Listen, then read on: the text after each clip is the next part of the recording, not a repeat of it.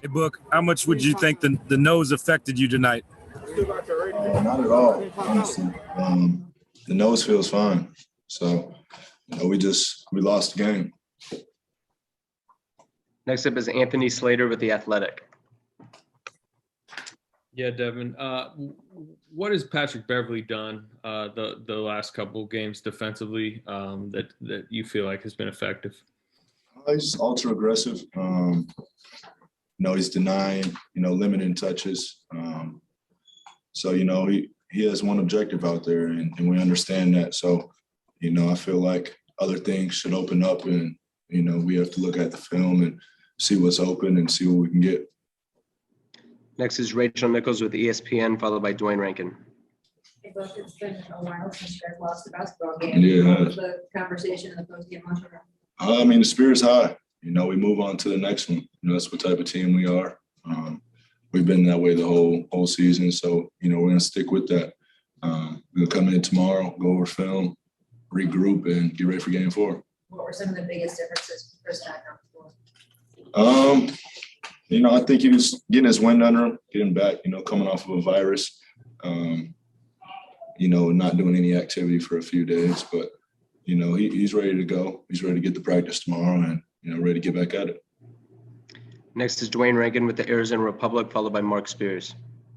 How much will that conversation that you and Monty have and looking at film will help you going in tomorrow so you can kind of see what you were seeing, but actually see it, and that's it? Yeah, that's the name of the game. You go and, you watch film and see what we could have done better. We've been doing that since we started playing basketball. So, you watch film to improve and, to see what you might have missed in something in a high tempo game. So, we're going to regroup. How much did you guys miss Cam tonight? How much did what? Did you miss campaign? Oh, a lot. I hope his ankle's doing okay. Obviously he's been that spark for us, and, he's made a lot happen for us while he's been out there. So, I just hope he's in good health. I'll check up on him after we get out of here. This is Mark Spears with ESPN, followed by Kellen Olsen.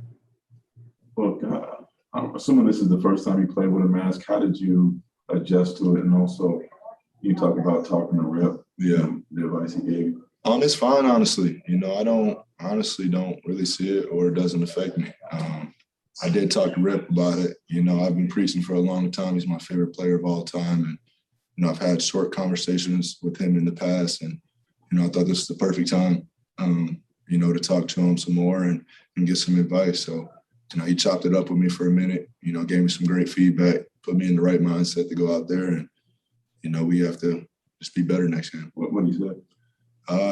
He said he stuck with it because, putting on his face, put him in character. He felt comfortable, getting in the paint, felt he had an extra protection. He had an extra layer. He said, just don't worry about it. Don't take it off when you shoot free throws. And just, don't let it be a distraction to you. Next is Kellen Olsen with Arizona Sports, followed by Dave McMenamin. Hey, Book, in terms of getting to your spots tonight, did you like the quality of shots that you were getting for yourself? I'd have to rewatch it and see. I think so. Just sort of thinking back, I know I missed some that, I usually make or should make. But, it's part of the game. Next up is Dave McMenamin with ESPN, followed by Tressa Tudgett. I think you told Rachel that she mentioned on the broadcast that the nose was broken in 3 spots. Yeah. You had to get it set. Just walk us through when you found out the severity of the injury.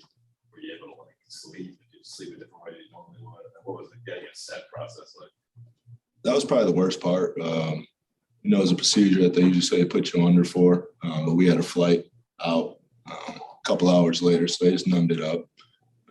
All over the place. It felt like eight shots to numb it up, and then they go in there and they put it back. they break it again. They break it back in place. So, it was my first time experiencing that. But they say Cam Johnson went through it, so I knew I could. Next up is actually going to be Dan Wojcicki with the LA Times, followed by Gina Mizell. Hey, Devin. After Game 4 of the Lakers series in the first round, you'd had kind of 2 rough shooting games sort of like this, and Monty said he told you just go hoop You also told you to go hunt a shot too, really early in that next game. How do you process mini slumps like this? Are you receptive to conversations with other people in it, or are you a guy that's just like, leave me alone? I'll get this myself. Mix of both, I would say. You know, I always hear people out, especially people I respect of mine. But, you know, I've been playing this game for a long time. You know, I've went through every type of shooting slump that you can think of. And, you know, the best advice that my dad gave me when I moved with them when I was 13 years old is have a short memory in this game. On to the next play, on to the next game, on to the next possession.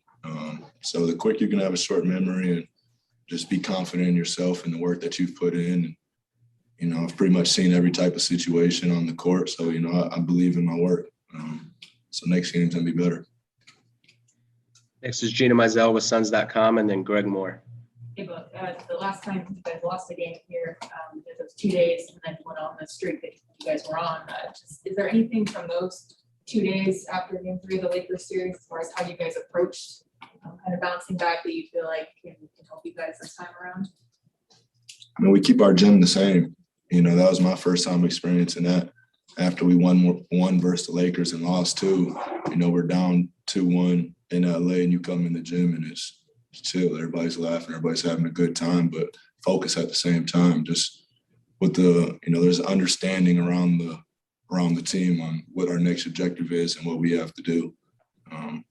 So it's not really talked about that much. You can just feel it in the energy, even when you're laughing, having a good time out there. Like everybody's zeroed in and locked in. Final 2 questions are going to be Greg Moore with the Arizona Republic and Brendan Clean. Hey, Devin, Greg Moore, Arizona Republic. You and Chris both had bad shooting nights early and were going to DA early in the first quarter. And I'm wondering what got you guys away from that as the game went on. I'd have to go back. You know, the game happened so fast. So, you know, that's what the film is for. Yeah, that's that. Final question is going to be Brendan Clean with Locked On Suns. Hey, Book. It seems like late in these games, they seem to have a shot to answer a lot of what you guys are doing. How do you go about containing them when they go 5 out like that and they have all those shooters on the floor? Well, I think the biggest thing is just guarding your man, just so you're not in rotation. They play a 5-out style of basketball when they go with that small ball lineup. And, you know, I think they're just trying to drive and kick. So just stay in front of your man to keep the team out of rotation.